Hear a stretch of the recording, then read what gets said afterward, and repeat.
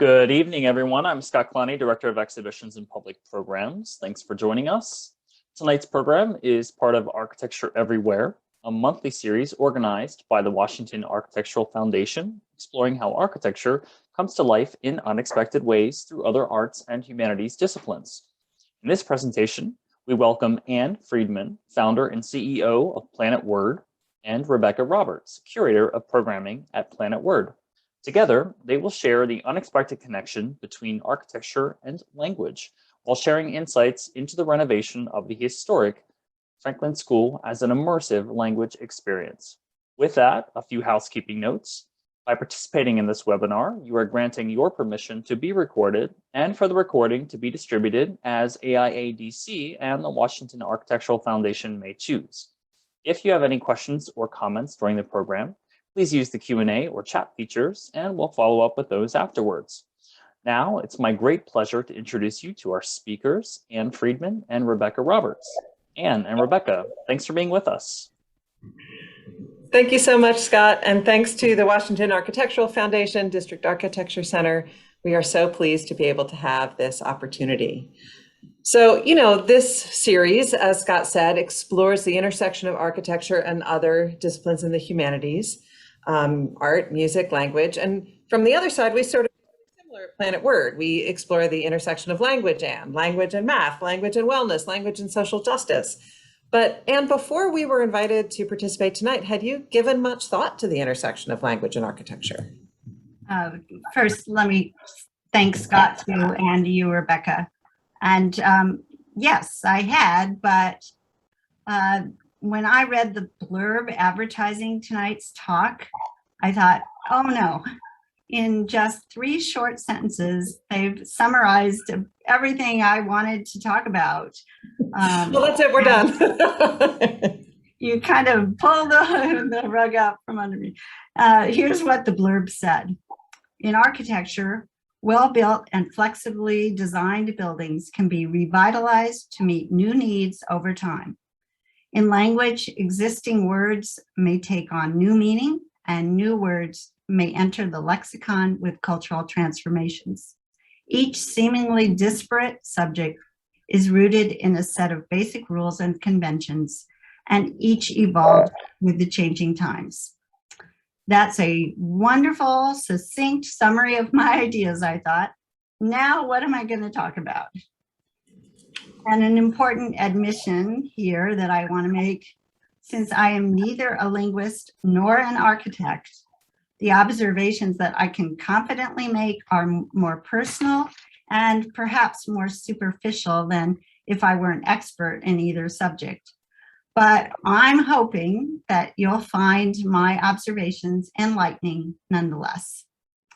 So indeed, the more I research the 2 subjects and their commonalities and differences, the less I worried about not having enough to say, and the more I worried that there was just way too much. At first, I thought, how could any 2 subjects be more different? Language, spoken language, that is ephemeral, it's evanescent, it occupies no space. It starts as thought in the brain, chemical and electrical transmissions, and it can remain there until man began to record ideas with symbols. Language left us no permanent record. So compare that to architecture. Its concreteness, its dimensionality. Physical evidence is often left of a building's existence. But thinking about this another way, I realized that language can have a sonar reality. Words and other sounds tickle the cilia of your eardrums and reverberate through air. It can leave a trace, a physical trace, on a spectrogram. So in fact, language could be considered a little bit concrete too. And for that matter, architecture can be just as cerebral and amorphous as language. Think about all those sketches for unbuilt buildings, or the unbuildable but seemingly workable designs of M.C. Escher. So maybe there were a lot of similarities between the two. This was going to be fun for me to think about. So I decided to go back and consider the two topics at the very most basic level: language as a means of communication and architecture as a means of shelter. Shelter, a concept at the base of Maslow's hierarchy of needs, which you see here on the screen. Maslow posited that in order for people to become self-actualized, to reach their full human potential, they first had to satisfy their basic human needs for air, food, drink, shelter, clothing, warmth, sex, and sleep. So it could be argued that architecture, the practice of designing shelter, serves a pretty fundamental human need. But I was surprised not to see language or communication on Maslow's list. Most of us would think that communication is a pretty crucial human need, allowing people to form groups, to seek help from others, to nurture their young. In fact, Maslow's omission of communication has been cited as a real oversight. Surely, humans have a basic need to communicate in order to thrive and survive. And I might even argue that life might not even be worth living without it. So because humans have that need to communicate, we started talking some tens of thousands of years ago. Maybe because using our voices freed up our hands to do work and to use tools instead of just gesturing. To this day, no one can definitively prove why we humans started to talk, but it's probably safe to say that communication was needed and that our invention of language for communication differentiates us from other living creatures and from other pre-hominid ancestors. So in my view, both language as a means of communication and architecture as a means of constructing shelter satisfy fundamental human needs and are alike in that respect. So let's talk about one specific building, in this case, the Franklin School, the home of Planet Word. And by the way, I invite you all to come visit. We are open Thursday through Sunday, 10 to 5 on the corner of 13th and K Streets Northwest in Washington, D.C. And the Franklin School was designed as a school in 1869 by German-American architect Adolf Kleuse.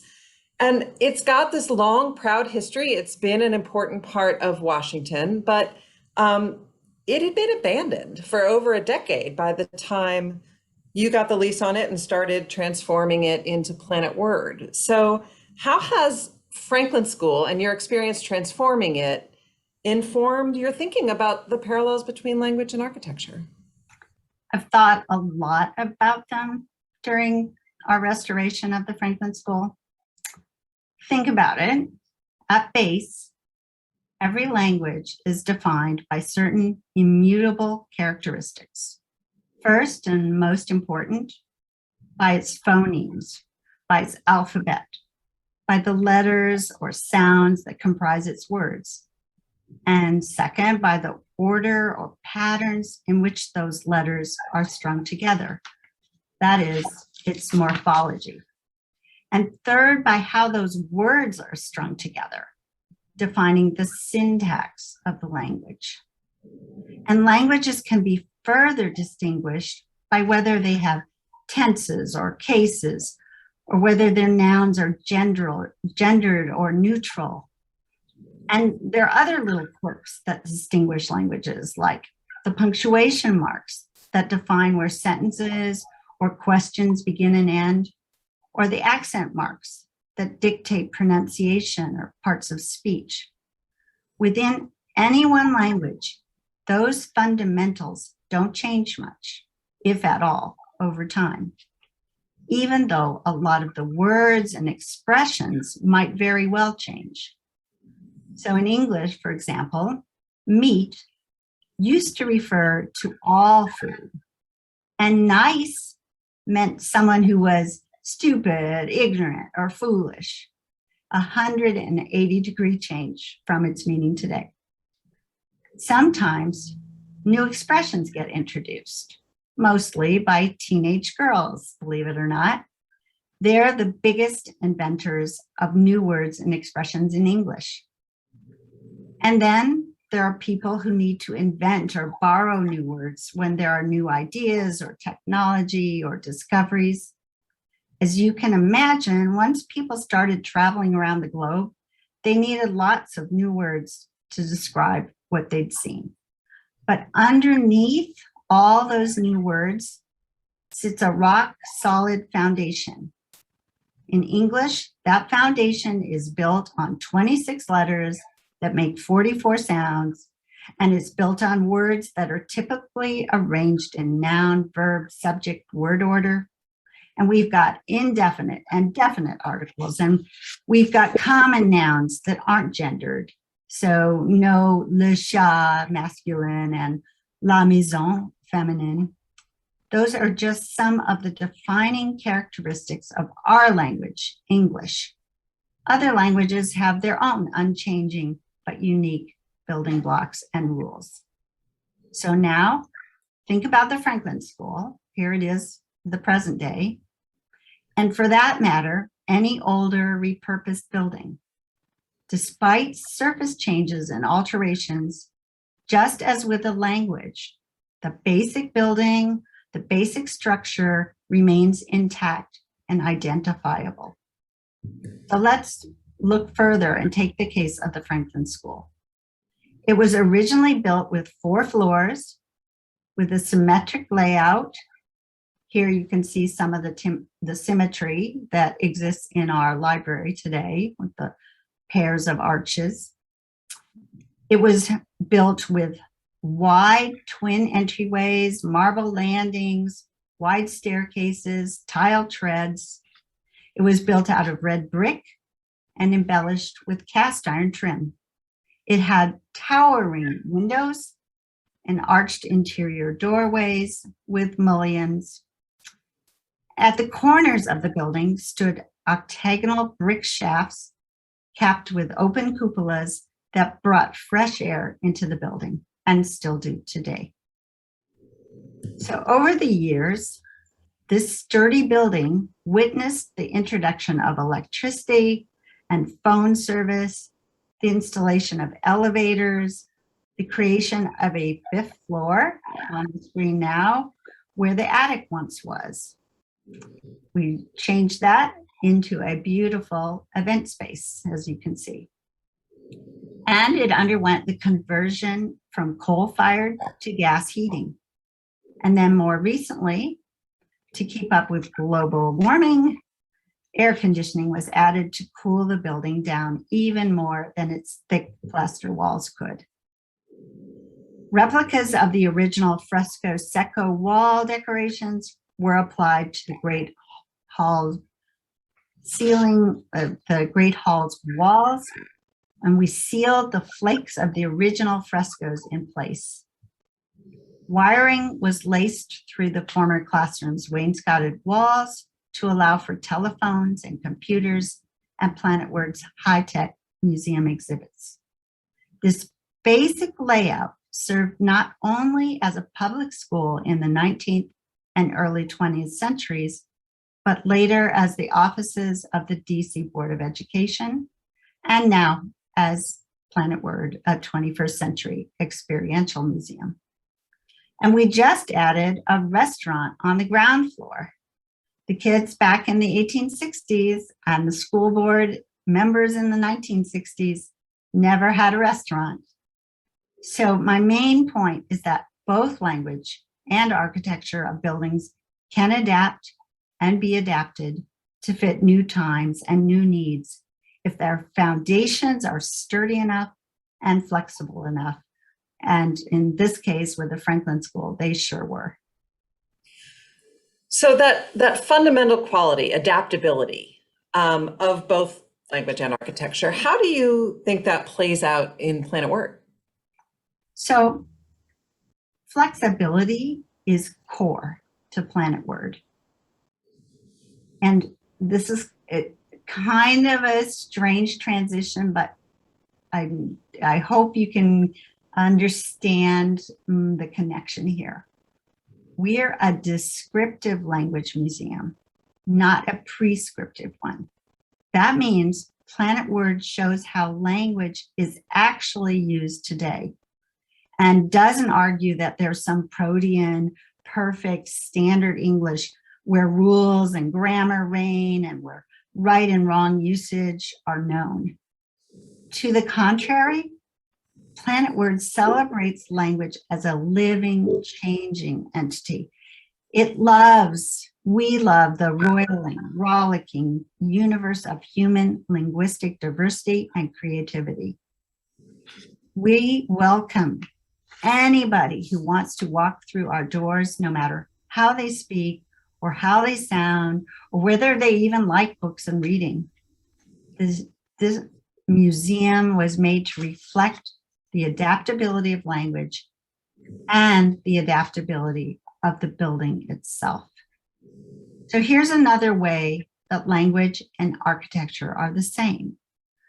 We like to say that Planet Word is a museum without a collection, without artifacts, because we hope visitors will learn by experiencing and by using their words in our voice-activated galleries. They won't be passive observers.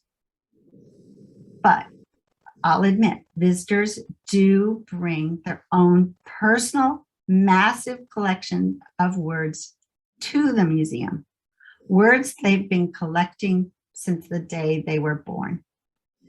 And the collections they've been amassing say so much about who they are and where they're from and what they're like. So just as archaeologists find shards of previous civilizations or uncover remnants of long ago structures that help them understand the past, languages convey similar information. Those clues are waiting to be unearthed in a word's syllables or spellings, or in the etymology section of your dictionary. Those tiny building blocks of language, those words, can reflect so much about the people who use them, their history, and their encounters with neighbors, if we only dig a bit. So buildings and languages both carry keys to their past for us to uncover and delight in and learn from. And we were lucky that the historic preservation organizations that oversaw the transformation of the Franklin School into its present museum incarnation allowed me to make changes in the building as long as they didn't destroy the essential features of the Franklin School or hide the genius of Adolf Kleuse. They also allowed me enough leeway to create a museum that could operate safely in the 21st century. So here you see a picture of our lobby. We added 2 interior elevators. We also added a small green roof, sprinklers and smoke detectors, and all the features that a safe, accessible building requires to be up to code in the 21st century. So let's dig a little bit deeper, because you can talk about architecture as simply a need for shelter, a super utilitarian structure. Maybe it's got walls and a roof and a door and a couple of windows if you're feeling fancy. And language can be equally utilitarian, right? We all have how-to manuals that simply explain something straightforward. The most interesting architecture and the most interesting language has another level, has metaphor, has imagery, has layers of message. So do you think you can read a building, read layers into a building in the same way you can read language? Yeah, I do. And everybody listening has probably analyzed great works of literature for their underlying messages and themes, or they've picked out similes and metaphors in a poem. So I do think that there's a meta layer to a building too. For example, a hearth can be compared to the heart of a home. A gateway might represent initiation or transition. The spires of a Gothic cathedral reach up to bring people closer to the heavens and godliness. And buildings can even evoke irony or hyperbole, two kinds of figurative language. Think about the message that gold-encrusted Trump towers are sending to passersby. Architecture can speak to viewers in this nonverbal, sort of subconscious way. In fact, I think that's also the case with Planet Word. With the ornate facade facing Franklin Square, it sent a message of grandeur and stability. It said education is important. And not just that, it said education of children from all walks of life is important, not just education for rich children. Adolf Kleuse believed that poor children deserve to go to school in as beautiful a building as rich children. So he added marble landings and pressed tin ceilings and cast iron scrollwork. Perhaps we could call these architectural details his emphatic punctuation marks on his belief about equity in education. And here you see two classes in probably the 1870s. Planet Word, the Franklin School, was also home originally to a normal school, a teacher training institute. So in the picture on the right, you can see the young women, and they were all young women who were learning to become teachers. The school itself was co-ed, which was an innovation at the time, but it was not integrated. So when we first started thinking about how we would put a museum of words and language inside the existing protected walls of the Franklin School, our exhibit designers, Local Projects, built on this idea, the idea that a building could speak to its users. They thought the museum's layout should be intuitive enough that visitors would be able to find their way around just because of its rational design. So they intentionally reserved the south side of the Franklin School, that's on the right of your screen. On all three floors, they reserved the south side areas for places that most museum visitors would never need to enter. So they situated the auditorium, the classrooms, and the paid exhibit gallery on the south side of the building. That way, they argued, the very layout of the building would help visitors find their way. Visitors would intuit that they didn't need to stray from the middle and north wings of the building, the places where the exhibit galleries were located. So while language is a form of verbal communication in most instances, architecture is always nonverbal, but nevertheless, it can still communicate. Architects, as most of you listening will know, want their buildings to be successful. And to be successful, they have to speak to the people who use them. The purpose and objectives of any building have to be achieved through their design to be successful. So you've been sort of talking about architecture as a one-way communication, the building speaking to its users. Language tends to be multi-way, conversation back and forth. How do you think the parallel between language and architecture holds up when you start thinking about audience reaction, about people talking back to architecture? So first, let's let's think about how a castle might have been located high above the towns below, so the inhabitants could dominate their enemies. Or buildings can flash elements of grandeur so their owners can impress their rivals. Ornate buildings send their messages loud and clear that their civilization is so wealthy, it has the extra money to spend on fancy buildings or on rare materials. And think of the Taj Mahal in Mughal India. But just like architecture, languages can reflect power relationships too. In many cultures, how one speaks depends on whom you're speaking to and your relative status in society. In Korean and Japanese, for example, there are distinct ways to speak depending on your status or your relationship to the person you're speaking to. And while English doesn't have such a precisely dictated verbal hierarchy, we do speak differently depending on the situation and the audience and their status.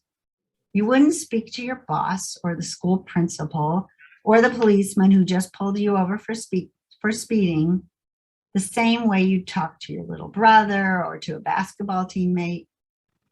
Code switching, what we're talking about here, is how we adapt our speaking style depending on the situation. So here's where I think language and architecture part company. Even if many languages do have their own internal power hierarchies, we can't say that any one language is superior to another. To survive and be useful, all languages have to enable clear communication and evolve to keep up with the needs of their speakers. But buildings, one building can definitely be superior or inferior to another, in my opinion. And in fact, a building can fail, as we have too often tragically witnessed, most recently as shown in Surfside, Florida. So to be successful, a structure must abide by the rules of physics and the equations of engineering. The architect or builder has to take into account the strength and qualities of available building materials and the climate or culture of the people who live in that particular area. Think about how the communal adobe buildings shown in this picture of many Native American peoples in the Southwest perfectly suited the climate and scarce desert resources. So in those respects, I'd argue that architecture is much more determined than language. Most languages arise out of numerous inputs over long stretches of time, the contributions of nameless people over millennia. But there's always a but. Some people actually do try to construct languages on purpose. So kind of like a linguistic architect, you could say. And in fact, at Planet Word in our Spoken World Gallery, we profile several of these conlangs. We show how the inventor, and there was a single inventor of each of these constructed languages, got to decide what the syntax would be, what the language would sound like, and what kind of culture and values it would reflect, just like architects choose the style, materials, and size of buildings they design. For instance, the language that was invented for the Star Trek TV series, Klingon, uses extremely guttural sounds that aren't found in human languages here on Earth. The inventor wanted to underscore the harsh culture of the Klingon people. And there was Esperanto. It was invented by L.L. Zamenhof in the 1870s in the hopes that his common language, which shared bits from all different European languages, would lead to world harmony. And another linguist tried to invent a language that was as simple as possible.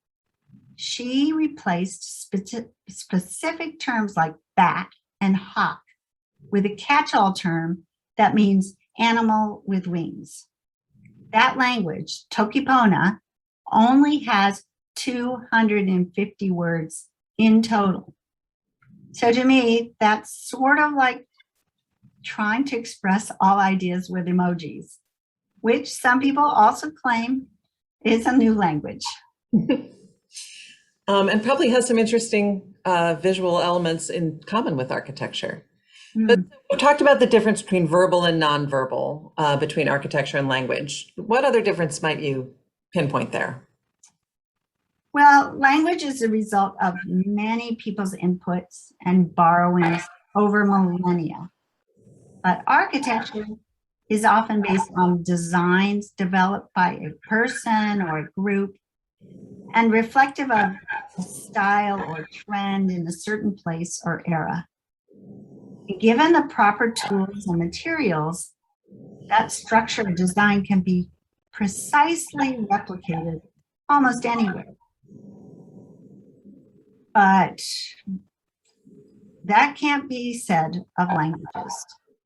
If you can't automatically understand another language, but you should be able to understand how a building works when you visit it. So there's that difference, that languages really can't be replicated or understood, but architecture can be understood by the people using a particular building. So I know we want to get to audience questions, so I'm going to ask you to sum up for us, because this is, a huge topic. There's a lot of fascinating layers to it, and it's frankly a lot deeper than I assumed when we were first invited to participate tonight. But for the purposes of kind of a nice, neat takeaway tied up in a bow, how would you characterize the intersection of language and architecture? Well, I'd say the main, most obvious similarity between architecture and language is their shared ability to adapt, to evolve, and change with the times, to build on constant principles that reflect historic and geographic realities. But their main difference, architecture can be evaluated as to how well a building suits the purpose for which it was designed. From the simplest abode to the grandest castle to the highest skyscraper. How well any building functions and serves the needs of its users is the measure of its success. But a language, no matter how involved the grammar or how large the lexicon or how mellifluous the sounds, from Jabberwocky to Jane Eyre, it always serves the purpose for which it was developed. That is to communicate. A language can never let its users down. So I hope I use my words to communicate some interesting ideas to everyone listening tonight about the intersection of these very important human inventions. And thank you for letting me speak. And I'd be happy to answer any questions that people have or tell you more about Planet Word and how we adapted the Franklin School to be a new type of museum. And again, I encourage you to come visit. planetwordmuseum.org is the URL, and we do release advanced passes that get snatched up pretty quickly, but don't be intimidated by that. We always have walk-up passes available. So Thursday through Sunday, 10 to 5. Thank you, Rebecca. And Rebecca, thank you so much for your presentation. I feel like I'm sitting in a university course. This was really deep and fantastic. So thank you so much for your perspective. Really appreciate it. I encourage the audience to submit some questions to the Q&A. I'll go ahead and kickstart the Q&A with some questions that we have here. So how does the language we use to describe architecture creep into other usage? And what does that say about how we think about architecture? Well, is a really famous book in linguistics called Metaphors We Live By. And it argued that our language, English, is built on metaphors. So in other words, you know, every time we talk about arguing, we use the language of battle, of war. And the authors of this book, George Lakoff and Mark Johnson, they also argue that the language about building is a metaphor for argument. Like, you know, building has foundations, an argument has foundation. He attacked every weak point in my argument. Or we might say, your claims are indefensible. So I hope that answers your question, that language, you know, sort of creeps into architecture because of all these metaphors that we use.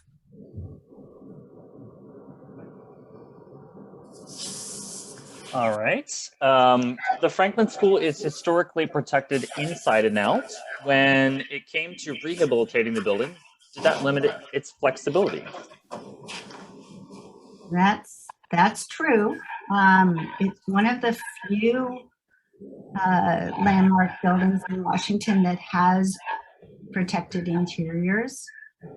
But, you know, one reason I got the award from the District of Columbia to restore the Franklin School was because of the use that I proposed, you know, to create a museum. So I wanted to keep the large spaces and the high ceilings and the big windows. I wasn't trying to create a boutique hotel or something where I had to chop the building up into small spaces.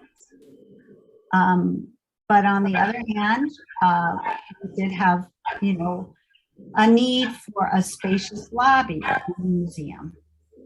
And that meant that we had to change some of the architecture in what became the lobby of our building.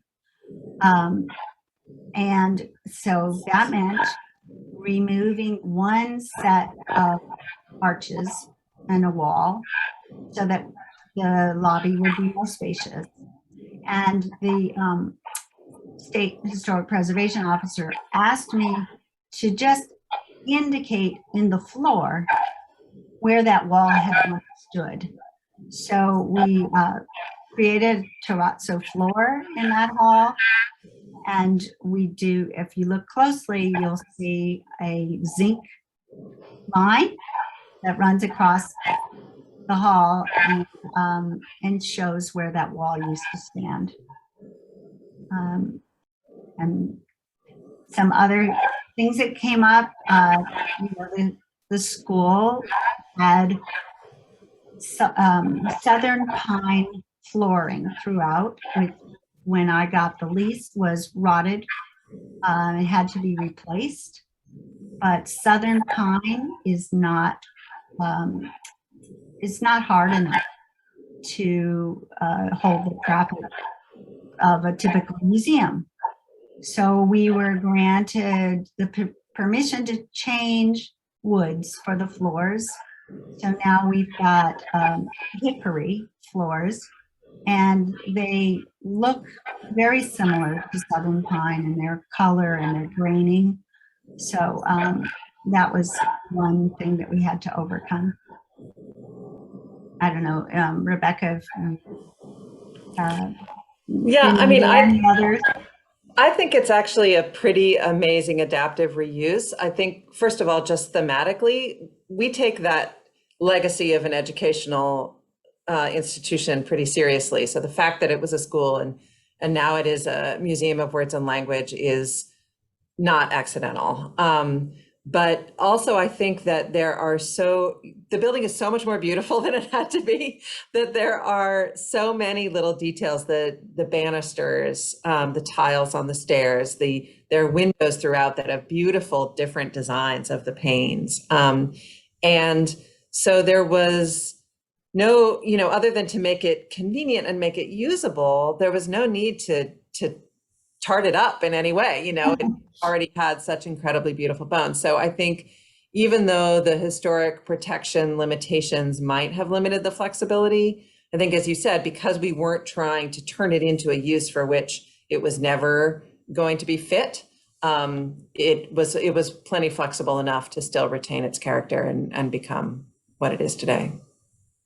Yeah, I might just add that the original entrance to the Franklin School was on 13th Street, and the two entry doors were at the top of steep flights of stairs. So that is not accessible, and we turned the entry to the museum around to the back of the school, and we were allowed to break through some windows on the back to create a new vestibule wide entrance. We paved over the backyard of the school that was 14 feet below ground. And so then we created a new courtyard entrance at ground level that goes right in to the lobby. It also allowed us to create a wheelchair ramp from K Street around to the entrance of the building in the back. So there were some problems that we had to overcome, but they weren't impossible to do at all. Well, I actually think the entrance is a perfect example of creative adaptability, because when you move your front door to the back of your building, you've now just hidden the entrance to your museum, and we can't hang any signs on the building because of the historic protection. So the solution was to commission this unbelievably striking sculptural tree that stands at the head of the courtyard and draws people in because it is so unusual and so attractive. And then once you walk under it, it's motion activated, and each of the branches of the tree has these cups that hang down that are speakers, and they each speak different languages. So it speaks 360 different languages as you walk under it. So it achieves so much, that tree. First of all, it's striking from the street. It pulls you off of K Street. It shows you where the entrance to the museum is. But then it also trains visitors from the very beginning that this museum is going to involve you physically, that you are going to activate your experience here, and you are going to dictate, choose your own adventure. And so to me, that was such a creative way to take what could have been a limitation. The front doors had stairs, you can't hang a sign, and turn it into a really unusual and striking solution. Okay, guys, if you could have dinner with Adolf Kleuse, what do you think he would say about the rehabilitation of the Franklin School and Planet Words? What a great question. Well, I hope that he would be very, very happy. We restored his beautiful ceramic tile, your treads. We removed the lead paint from his staircase railings, and refurbished them and painted them, and they're, everything that he did to make the school a beautiful place, we've retained. He believed that a lot of light and air circulation helped students learn. And so all those windows are still there. We still have fresh air coming in from outside through the original shafts that he designed. So, we're kind of following in his footsteps and not changing his innovations and things that he might be very proud of. Very good. And then when he would learn that in 1880, Alexander Graham Bell invented a photophone in his building that was the precursor to wireless communications. I think he'd be very excited to know that history happened in his building. Yeah, absolutely. All right, we have a comment that I'd like to convey to you, and so you can follow up with your response to that. So, from an audience member, the comment says, "Audio description uses words to translate visual images to a sense form that is accessible principally on behalf of people who are blind or have low vision. I would love to see an exhibit on this technique. An audio described tour of Planet Words exhibits or the presentation of informational sessions on how audio description succinctly and imaginatively creates images in the mind's eye." That was a mouthful. You know, we are very accessible to the deaf community. We have every single exhibit in Planet Word is either closed captioned or signed, and we are working on coming up with a tour for the blind or people with impaired vision in order to, make a successful experience for them too. But it's something that we have to do very thoughtfully and carefully, and we're just doing that now. In fact, tomorrow I have a meeting on that very subject.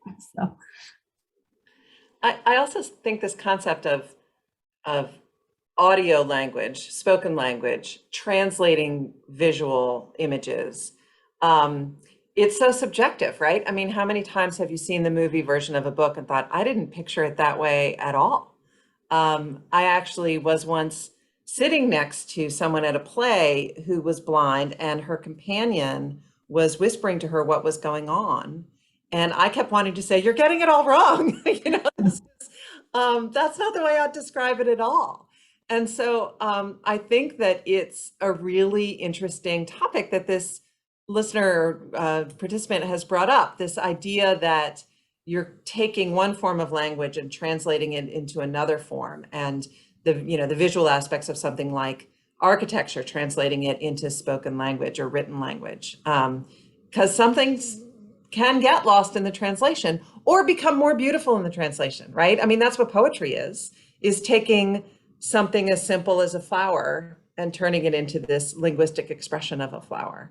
And so that back and forth among media is really at the heart of what language can do.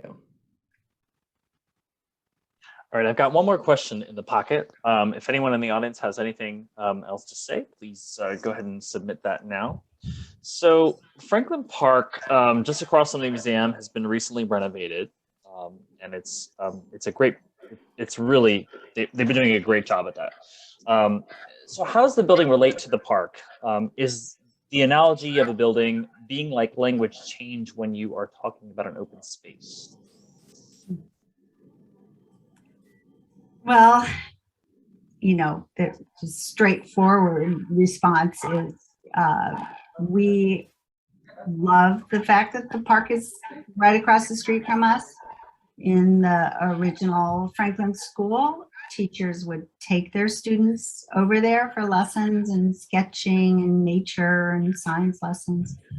The new children's garden is directly opposite the Franklin School, or the Planet Word now. And we have actually commissioned some words that are embedded in the walkways near the children's garden. So synonyms for walk, like amble and skip and hop. And we've also added a writing journal to a bench there. It's not there today, but it will be soon, so that people can sit in the park on that bench and write and reflect. So we're trying to bring the values of Planet Word about language arts and what they can do for you to the park. I don't know, Rebecca, do you want to add to that? Yeah, I mean, I think the park is also a really interesting historical space. So there has always been a source of water there. So way back when Washington was just kind of a construction site, it was a gathering place from earliest history of the city because of the spring. And so that's another through line we really enjoy, that it's this public space. It's right out our front door, which we don't use because we put the entrance in the back.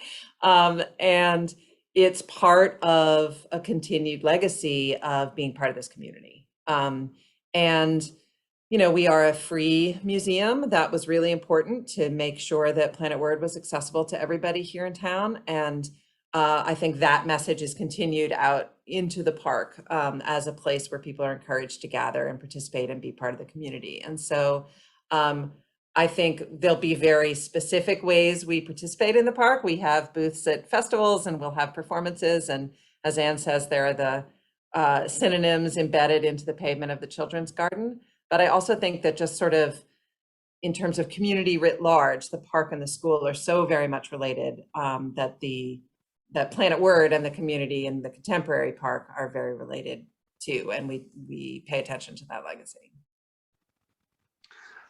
Okay, thank you so much. Do you all have a parting statement or a phrase or something poetic to leave us with so that we can go about thinking about this relationship between language and architecture? Poetry on the spot, Anne. You have Yeah, right. Well, we are building, this isn't poetic, but I feel like I'm building an edifice here, like brick by brick. We're getting the components of language into this building. You know, now we have a restaurant. Eventually we'll have a puzzle experience, and then we'll have a language lab. And so we are, Planet Word is evolving and growing. The Franklin School has evolved and grown over the past 151 years. And but none of it matters unless people come and use the building and find delight in it. So please come visit. I can't say it any better than that. Come visit. Good. Yes. All right. I will be the third person to say, go visit.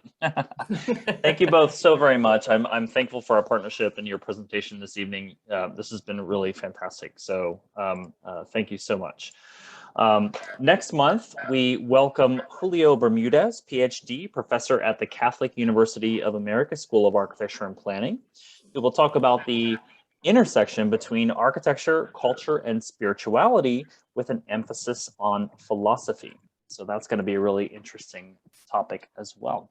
So you can find this and all other Architecture Everywhere programs online at aiadc.com/calendar.